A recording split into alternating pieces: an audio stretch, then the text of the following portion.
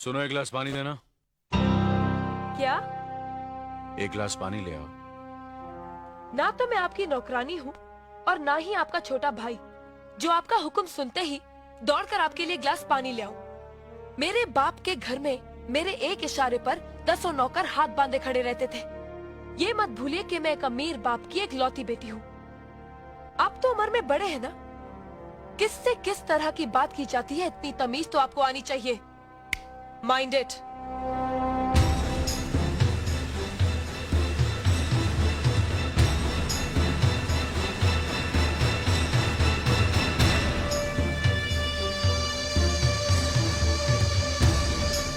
मालिक, छोटी बहू की बात का बुरा मत मानना। नादान है, बच्ची है। गलती हमारी है मुनीम जी। हमने ऐसी लड़की को काम करने को कहा जिसे काम करने की आदत ही नहीं है। बड़े भैया, पानी। नकुल, वो ट्रैक्टर रिपेयर करवा लिया ना? जी करवा दिया।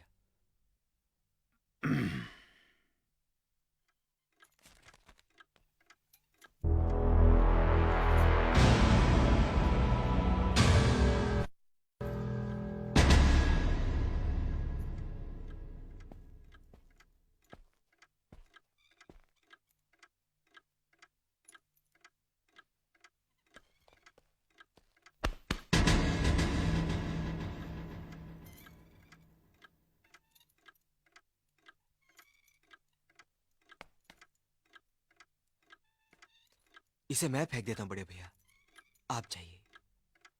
मुनीम जी, जो राम प्रसाद की बेटी की शादी के लिए जेवर देने के लिए कहा था, भिजवा दिया? जी हाँ मालिक। शहर में रहकर यही बदतमीजी और ओछी हरकतें सीखी आपने? अपने से बड़ों का लिहाज करना नहीं आता आपको? किससे कह रहे हो तुम? आपसे कह रहा हूं। औरत पैदा हुई है तो औरत की तरह रहना सीखिए। मीना, नकुल, तुम अंदर जाओ।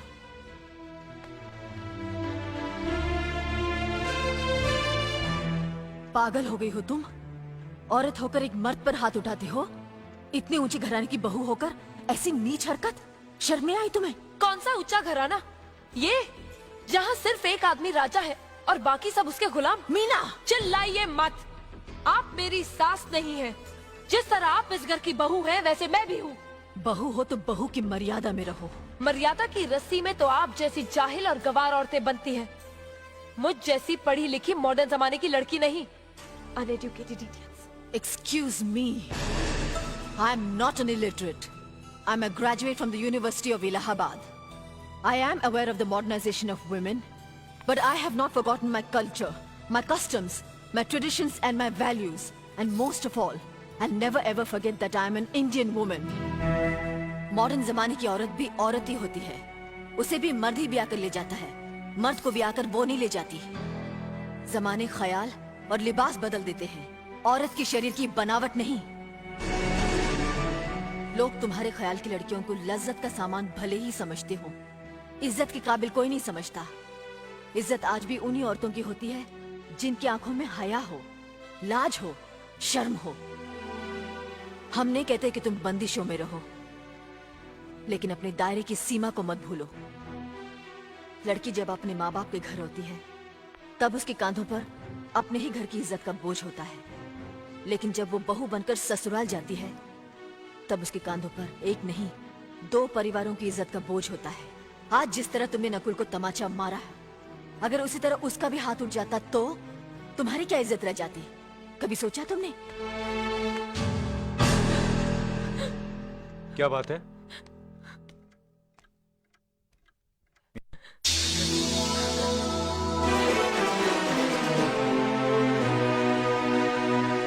क्या हुआ भाभी? कुछ नहीं। मीना कह रही थी कि उसे खाना बनाना नहीं आता। हमने सोचा कि 2-4 खरी खोटी सुनाने से ही सीखेगी, सो सुना दिया। बस रोने लगी। क्यों अर्जुन, हमें तुम्हारी बीवी को डांटने का भी हक नहीं? क्यों नहीं? आप हमारी भाभी माँ हैं। आप मार सकती हैं, डांट सकती हैं, कुछ भी कर सकती हैं।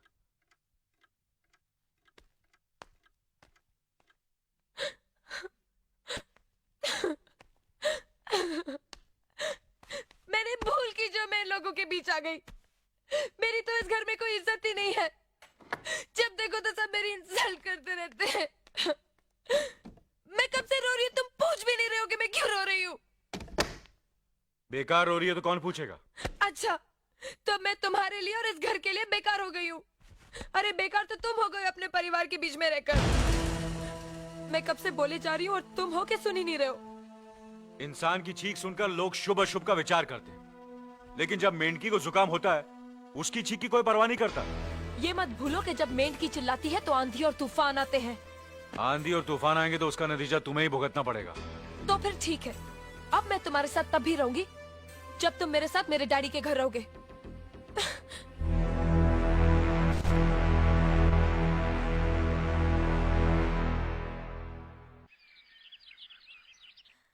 हमारी मीना बहुत प्यारी बच्ची है, लेकिन उसमें अभी भी बचपना है।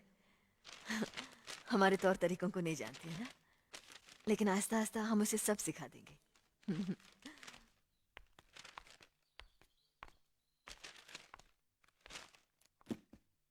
बड़े भैया, ये अपने घर जाना चाहती है। जाना भी चाहिए, 4-5 महीने हो गए, मायके की याद भी आती होगी इसे। और अर्जुन, तुम्हारे ससुर जी तुम्हें कई बार बुला चुके हैं, तुम भी कुछ दिनों के लिए हो आओ, तुम्हारा मन भी बहल जाएगा। अगर ये वापस लौटने के लिए जा रही होती तो मैं जरूर जाता, मगर ये तो हमेशा के लिए इस घर से जा रही है। कैसी बातें कर रहे हो? अगर तुम दोनों के ख्यालात एक दूसरे से नहीं मिलते तो इस मामले को घर की 4 दीवारी में बैठकर आपस में सुलझा लेना चाहिए। बहू शहर की पढ़ी लिखी लड़की है, उसे गांव की रीति रिवाज के बारे में क्या मालूम? ये तो तुम्हारा फर्ज बनता है अर्जुन कि तुम उसे हमारे तौर तरीके सिखाओ। सिखाने से कोई फायदा नहीं बड़े भैया, ये खुद को इस माहौल में डालना ही नहीं चाहती, इसलिए भेज रहा हूं। अच्छा, तो तुमने फैसला भी कर डाला? बड़े भैया, बात यह है कि मैंने मीना को, तुम बहुत समझदार भी हो गए हो ना, तो फिर तुम्हें इतना तो समझ लेना चाहिए, अगर बहू अपने आप को बदल नहीं पा रही है तो तुम बहू के मुताबिक बदल जाओ। आखिर वो तुम्हारी पत्नी है, उसका साथ देना तुम्हारा धर्म है। तुम्हारे भरोसे ही तो उसने अपनी सारी जिंदगी सौंप दी तुम्हें। अर्जुन, मेरे दर्द पर तुम तड़प उठोगे, तुम्हें तकलीफ होगी तो मैं रो दूंगा, क्योंकि हम दोनों एक ही मां की संतान हैं, खून का रिश्ता है हमारा। मगर पत्नी का नाता उससे कहीं ज्यादा गहरा होता है, क्योंकि वो पराये घर से आकर अपनों से कहीं ज्यादा अपनी हो जाती है, परछाई बन जाती है हमारी। पति शरीर है तो पत्नी उसकी आत्मा है। पत्नी ही पति के जीवन को सही अर्थ देती है, उसे कामयाब बनाती है। पत्नी के बगैर पति बेजान और बेमाने हो जाते हैं। अगर आज तुम अपनी पत्नी को हमेशा के लिए उसके मायके छोड़ाओगे तो यह गांव, यह समाज क्या कहेगा हमारे बारे में? जरा सोचो अर्जुन, न्याय के सिंहासन पर बैठकर जो लोगों के अच्छे बुरे का फैसला करता है, अगर उसी के घर में नाइंसाफी होगी तो लोग हंसेंगे हम पर, किसी को मुंह दिखाने के काबिल नहीं रहेंगे हम। बड़े भैया, मुझसे भूल हो गई, मुझे माफ कर दीजिए। मुनीम जी। जी मालिक। जायदाद के दस्तावेज लाइए। जी अभी लाया। बहू, पति ही पत्नी की असली शक्ति होती है। हमारे पुरखों ने कुल धर्म पत्नी के बारे में कहा है, जो पति के काम में उसकी मददगार हो, उसे अच्छी सलाह दे, जो दासी की तरह उसकी सेवा करे, मां की तरह उसे खिलाए पिलाए, लक्ष्मी का रूप हो और धरती की तरह उसमें सहन शक्ति हो, वही आदर्श पत्नी होती है।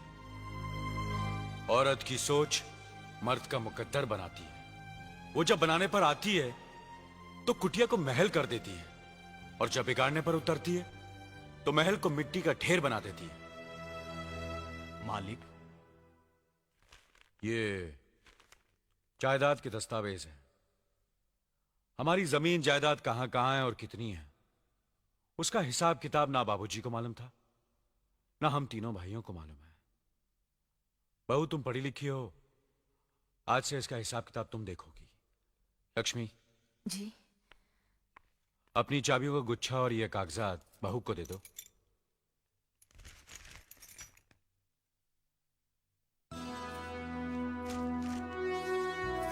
आज से तुम इस घर की मालकिन हो। तुम जहां कहोगी, जिस कागज पर कहोगी, हम तीनों भाई चुपचाप आंख बंद करके दस्तखत कर देंगे। जैसा कहोगी वैसा ही करेंगे। बस एक ही विनती है बहू, हम तीनों भाइयों को अलग करने का ख्याल अपने मन में कभी आने मत देना।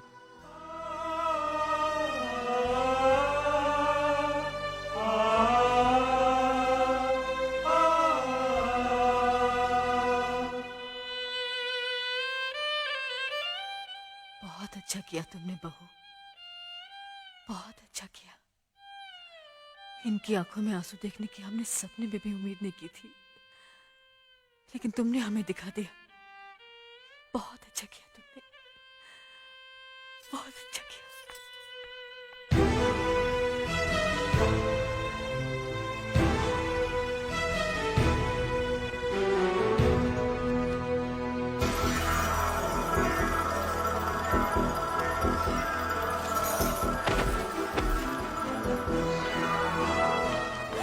मीना, मीना, क्या हुआ बहू?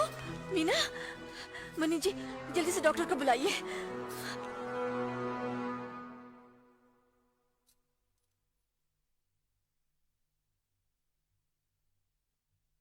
घबराने की कोई बात नहीं, ये माँ बनने वाली है।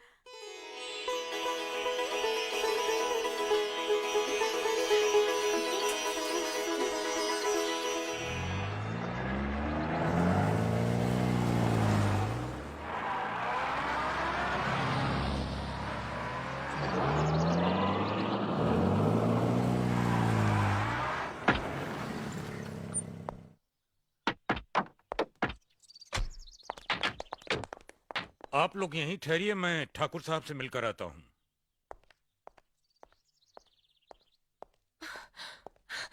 डैडी, डैडी, कैसी हो बेटी?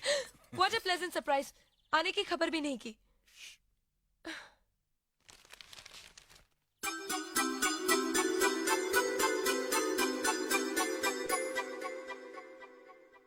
ठाकुर साहब, पाए लागू।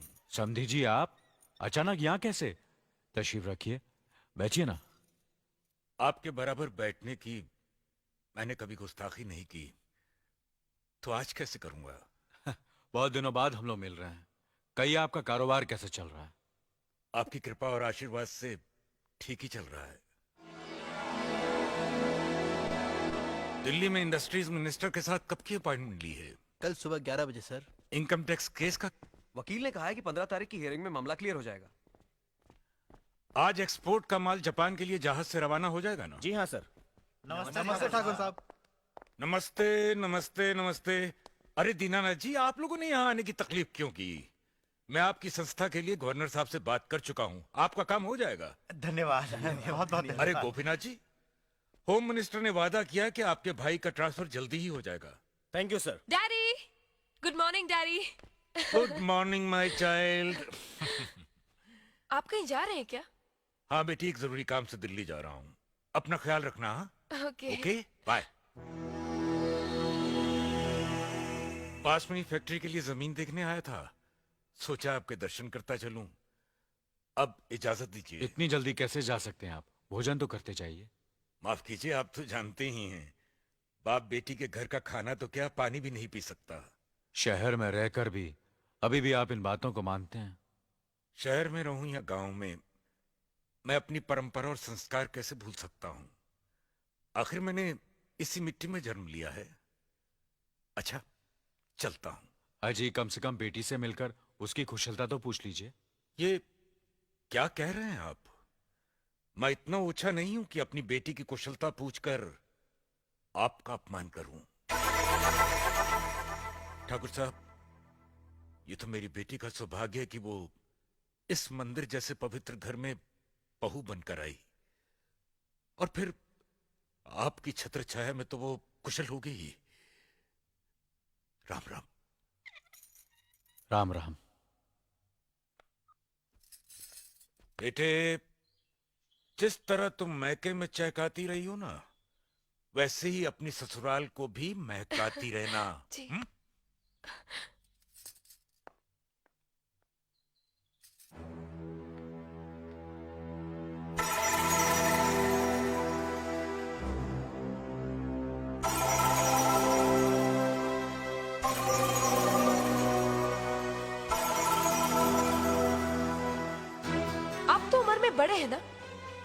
किससे किस तरह की बात की जाती है, इतनी तमीज तो आपको आनी चाहिए। Mind it, mind it, mind it. बड़े भैया, अरे? मुझे माफ कर दीजिए। क्या हुआ? मुझे माफ कर ये दीजिए। क्या कर रही हो? अपने पापों का प्रायश्चित कर रही हूँ। मैंने आप जैसे देवता का अपमान किया है, आपका दिल दुखा है, मुझे माफ कर दीजिए बड़े भैया, मुझे माफ कर दीजिए, मुझे माफ कर दीजिए, लक्ष्मी, मुझे माफ कर दीजिए बड़े भैया, बड़े भैया मुझे माफ कर दीजिए, मुझ पर तरस इसे संभालो, खाकर मुझे माफ मीना, कर दीजिए बड़े चलो भैया। उठो, तुम्हें ऐसे नहीं बैठना मुझे चाहिए, माफ इससे कर बच्चे पर असर पड़ेगा बेटे। मैं आपकी भी दोषी हूँ दीदी। आपने जेठानी की जगह माँ बनकर मेरी गलतियों को बर्दाश्त किया और मैं अब भागन आपकी बेटी न बन सकी। मुझे माफ कर दीजिए दीदी, मुझे माफ कर दीजिए। अब चुप भी हो जाओ। तो हमने कब तुम्हारी बात का बुरा माना? हाँ पगली, रोते नहीं, रोते नहीं।